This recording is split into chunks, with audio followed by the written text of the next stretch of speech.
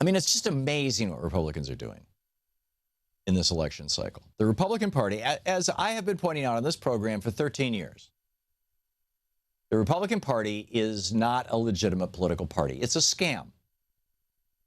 We have not had a legitimately elected Republican president since Dwight Eisenhower. And that's a whole separate rap, a whole separate riff. You can, I've done it before. You can probably easily find it on YouTube, or, if you want, I'll do it again, but I'm not going to do it right this second. But the fact of the matter is the Republican Party is a front for the 1%. It's a front for the billionaire class, and it's a front group for the largest parts of corporate America. And its base typically has been white men.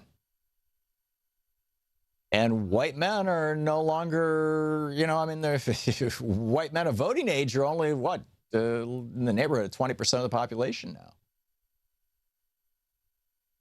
So, as Louise and I watched Michael Moore's movie last night. In fact, I want to talk about it in our third hour. But there's one point in the movie, his new movie, it's Trumpland, I think it's called. We watched it on iTunes, which is the only place you can get it. It's $5, $4.95. And it was brilliant. It was classic Michael Moore.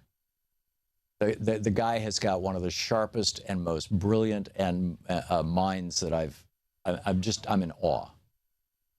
Not to mention his understanding of drama, his understanding of,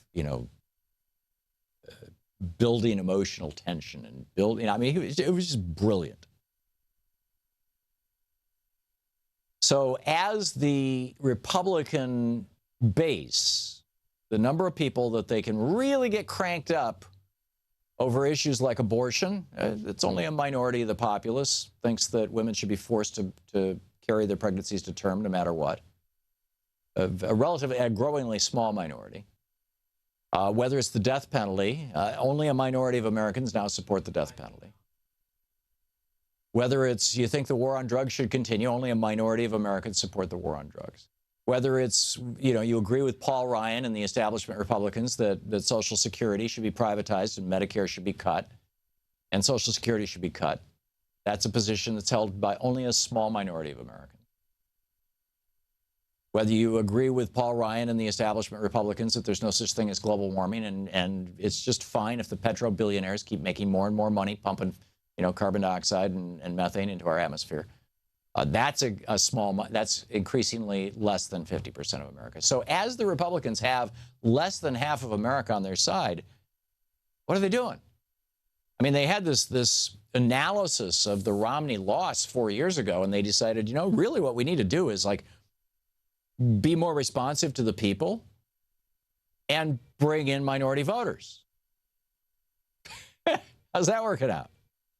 So meanwhile, down in Florida, for example, they got this thing, Proposition 1 in Florida, which would make it harder for people to put solar on their roofs. In Florida, where there's a lot of sunshine, makes it harder. And in fact, the guys who are pushing it, there's a whole email thing. You can go over to greentechmedia.com and read the article. The headline is Leaked Recording Reveals Plans to Confuse Florida's Voters About Solar Amendment. And they write the Yes on One website. Now, keep in mind, if you vote Yes on One down in Florida, it looks like you're voting for solar power, but what you're actually voting for is to raise the cost on you if you put solar on your house. The Yes on One website is adorned with images of solar-covered rooftops and a proclamation that the amendment promotes solar in the Sunshine State.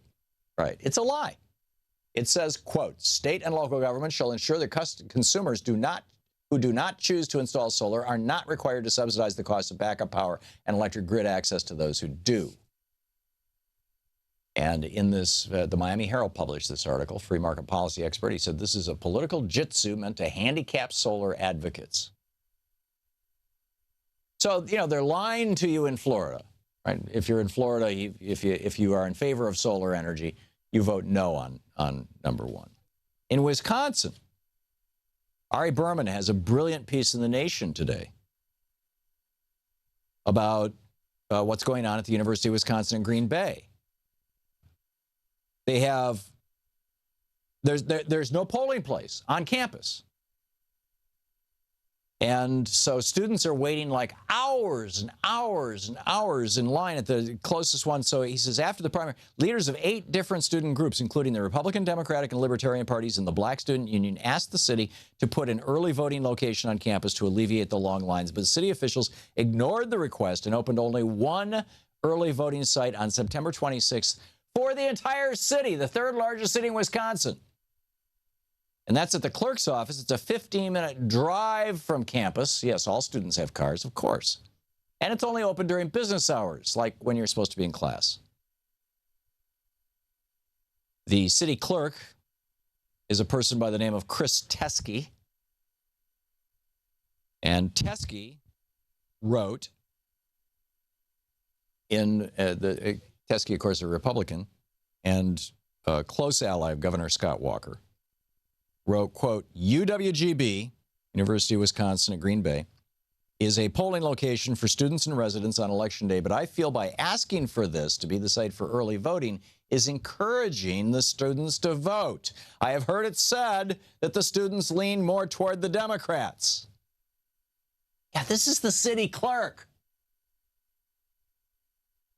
Meanwhile, in Georgia, Vanessa Williams, writing in today's Washington Post, October 24, yesterday's Washington Post. Activists said this month that as many as 100,000 Georgia voter registration applications have not yet been processed. One of the state's largest counties offered only one early voting site.